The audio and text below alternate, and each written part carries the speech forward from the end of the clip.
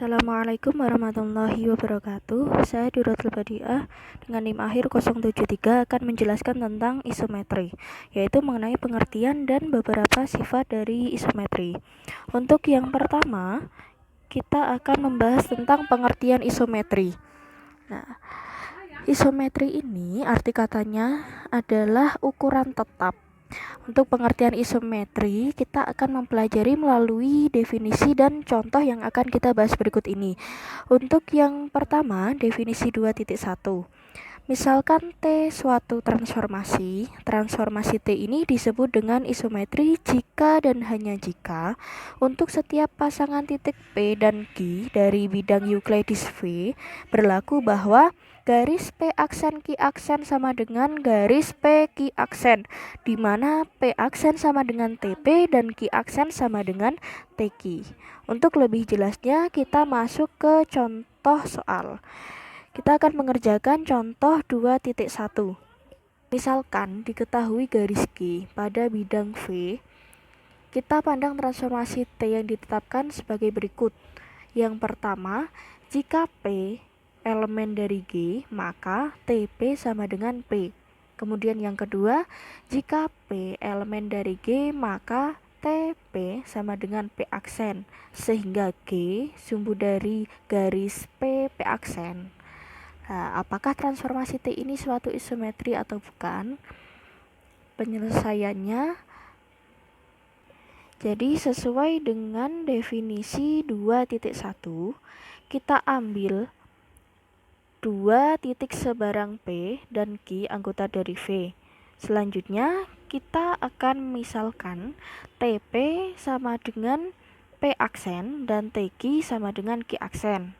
Lah, dari permisalan TP sama dengan P aksen dan TQ sama dengan Q aksen ini, kita akan memperoleh dua hal, yaitu yang pertama, G sumbu dari garis P aksen. Apabila kita memisalkan G irisan garis P aksen sama dengan N, maka garis PN sama dengan garis N P aksen. Kemudian yang kedua yaitu G sumbu dari garis Q aksen. Apabila kita memisalkan G irisan dari garis Q aksen sama dengan M, maka garis Q M sama dengan garis M Q aksen.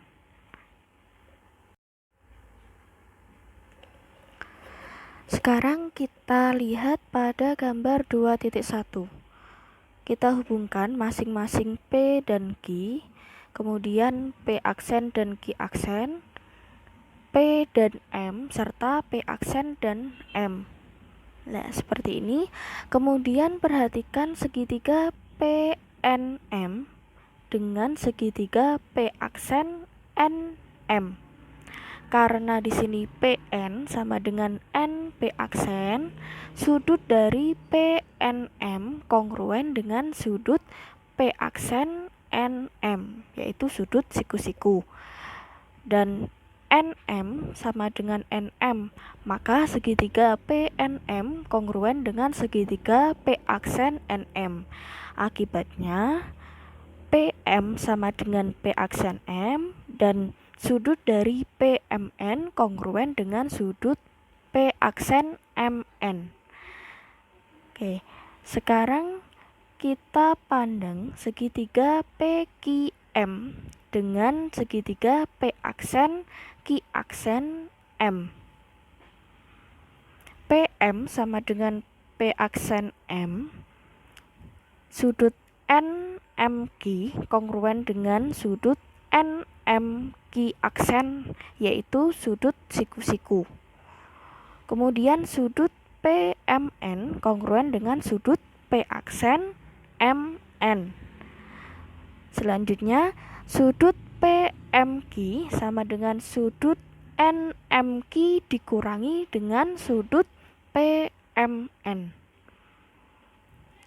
Yang terakhir, sudut P aksen MQ aksen sama dengan sudut NMQ aksen dikurangi dengan sudut P aksen MN, sama dengan sudut NMQ dikurangi sudut PMN Akibatnya, sudut dari PMQ kongruen dengan sudut P aksen M Q aksen. Ini kita tandai dengan angka 2.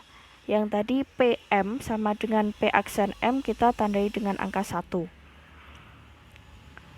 Kemudian QM sama dengan Q aksen M. Nah, ini kita tandai dengan angka 3. Dari 1 yaitu PM sama dengan P aksen M, kemudian 2 yaitu sudut PMQ yang kongruen dengan sudut P aksen M Q aksen, dan 3 ini QM sama dengan Q aksen M. Kita bisa menyimpulkan bahwa sudut PQM kongruen dengan segitiga P aksen Q aksen M. Akibatnya PQ sama dengan P aksen Q aksen. Nah, karena P dan Q diambil sebarang titik pada V, maka kita dapat menyimpulkan bahwa setiap pasangan titik P dan Q pada V berlaku P aksen Q aksen sama dengan PQ. Jadi transformasi T yang ditetapkan seperti di atas ini memenuhi definisi 2.1. Maka dari itu kita dapat menyimpulkan bahwa transformasi T ini merupakan suatu isometri. Untuk pembahasan yang kedua yaitu mengenai sifat-sifat isometri. Nah, bagaimana peta akibat suatu isometri dari suatu garis, sudut, atau kesejajaran? Untuk memahami hal tersebut, maka kita akan mempelajari sifat-sifat isometri yang akan kita ulas seperti berikut. Yang pertama, kita akan membahas tentang teorema 2.1 yang berbunyi, setiap isometri bersifat memetakan garis menjadi garis, mengawetkan ukuran sudut, dan mengawetkan kesejajaran. Nah, untuk pembuktiannya, kita di sini akan membuktikan untuk bagian yang A. Untuk bagian yang B dan C dapat teman-teman buktikan sendiri. Untuk bukti yang bagian A, ambil isometri sebarang T dan garis G. Maka akan ditunjukkan bahwa TG berupa sebuah garis. Nah, kita lihat pada gambar 2.2. Kita ambil 2 titik sebarang A dan B pada garis G. Misalkan TA sama dengan A aksen dan TB sama dengan B aksen. Lalu garis lurus yang menghubungkan A aksen dan B aksen ini kita namakan sebagai garis H. Kemudian ditetapkan TG sama dengan Y sedemikian Y sama dengan TX, di mana X elemen dari G. Akibatnya A aksen B aksen elemen dari TG. Untuk mencapai tujuan bahwa TG berupa garis lurus, harus ditunjukkan TG sama dengan H. Ini artinya harus ditunjukkan TG subset dari H dan H subset dari TG. Untuk yang pertama, TG subset dari H. Untuk yang pertama, TG subset dari H. Kita ambil sebarang titik Y elemen TG. Hal ini mengakibatkan 3 kasus, yaitu Y elemen TG terletak antara A aksen dan B aksen, atau A aksen Y B aksen. Y elemen TG di luar daerah antara A aksen dan B aksen. Akan tetapi di bagian A aksen, yaitu B aksen A aksen Y, atau Y elemen TG di luar daerah antara A aksen dan B aksen, namun di bagian B aksen atau A aksen B aksen Y. Ambil kasus yang pertama, yaitu Y elemen TG dan A aksen Y B aksen. Maka ada X elemen G dan X antara A dan B atau AXB. Karena A, X, dan B kolinier atau segaris, maka berlaku AX plus XB sama dengan AB. Ini kita kasih tanda 1. Karena A aksen sama dengan TA, B aksen sama dengan TB, dan Y sama dengan TX, kemudian T suatu isometri, maka A aksen Y sama dengan AX, Y B aksen sama dengan XB, dan A aksen B aksen sama dengan B. Ini kita tandai dengan angka 2. Apabila 2 ini disubstitusikan pada 1, didapatkan hubungan A aksen Y plus Y B aksen dan A aksen B aksen. Ini kita tandai dengan angka 3. Akibat dari 3, A aksen, Y dan B aksen kolinier. Artinya Y elemen dari H. Karena untuk sebarang Y elemen TG ternyata Y elemen H, maka dapat disimpulkan bahwa TG subset dari H. Untuk kasus yang kedua, A aksen B aksen Y, dan kasus ketiga A aksen B aksen Y, mungkin bisa teman-teman coba sendiri. Oke, untuk pembahasan yang selanjutnya kita akan membahas untuk H subset dari TG. Untuk H subset dari TG, ini pertama kita ambil sebarang C aksen elemen H. Ini sebenarnya sama pada yang sudah kita bahas tadi, yaitu pada bagian A. Akan terdapat juga 3 kasus, yaitu C aksen antara A aksen dan B aksen, atau A aksen, C aksen, B aksen. Kemudian C aksen di luar daerah antara A aksen dan B aksen di pihak A aksen, atau B aksen, A aksen, C aksen, atau C aksen di luar dari daerah antara A aksen dan B aksen di pihak B aksen, atau A aksen, B aksen, C aksen. Akan tetapi setiap kasus pada pembuktiannya serupa, maka hanya ditunjukkan untuk kasus A aksen, C aksen, B aksen. Nah, karena C aksen elemen H dan H elemen dari V, maka C aksen elemen dari V. Karena T suatu transformasi dan C aksen elemen V, maka ada C elemen V, sehingga C aksen sama dengan TC. Selanjutnya kita akan mengandaikan bahwa C elemen dari G ini bisa kita lihat pada gambar 2.3.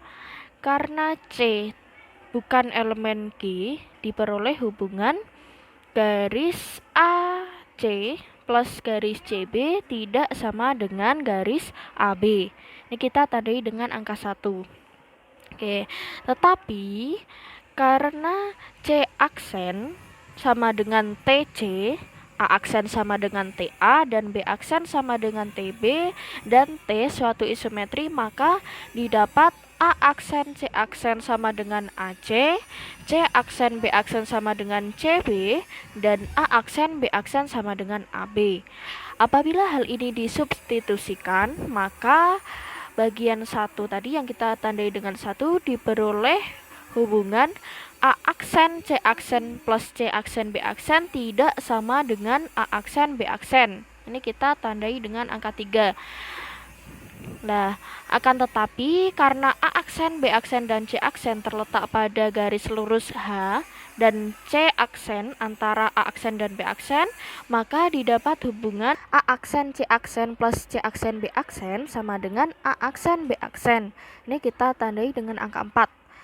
Terjadilah kontradiksi antara bagian yang kita tandai dengan angka 3 ini dan angka 4. Karena terjadi hal ini, artinya pengandaian bahwa C bukan elemen G bernilai salah. Akibatnya haruslah C elemen G. Karena C elemen G, maka C aksen elemen TG. Nih, perhatikan ketentuan pada TG.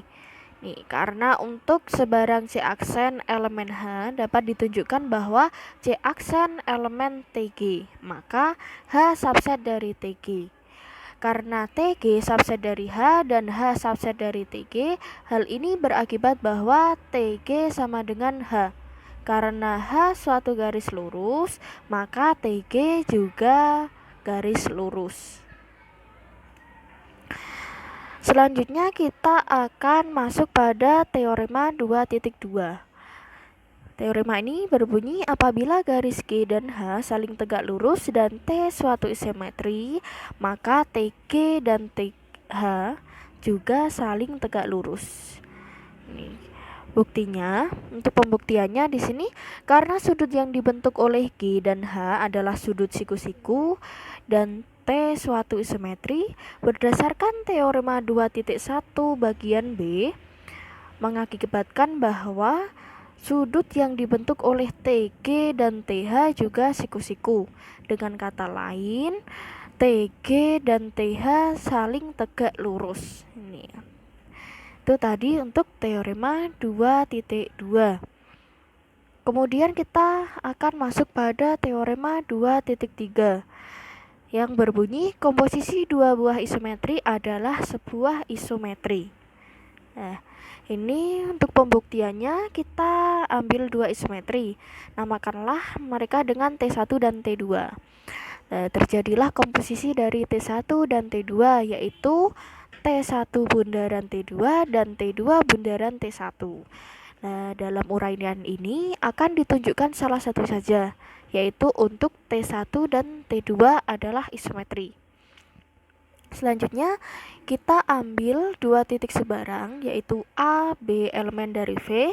Kan T2A sama dengan A1, T2B sama dengan B1, T1A1 sama dengan A aksen, dan T1B1 sama dengan B aksen.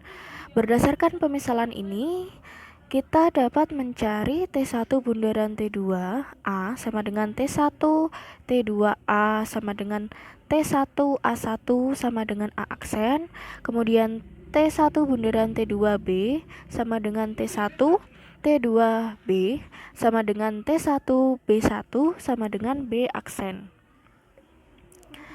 Nah, karena T2 isometri, maka A1B1 sama dengan AB, dan karena T1 isometri, maka B aksen A aksen sama dengan A1B1. Karena A aksen B aksen, kemudian karena A aksen B aksen sama dengan A1B1 dan A1B1 sama dengan AB, maka A aksen B aksen sama dengan AB. Oke, jadi T1 bundaran T2 ini merupakan suatu isometri. Nah, sekian penjelasan dari saya. Kurang lebihnya saya mohon maaf. Terima kasih. Wassalamualaikum warahmatullahi wabarakatuh.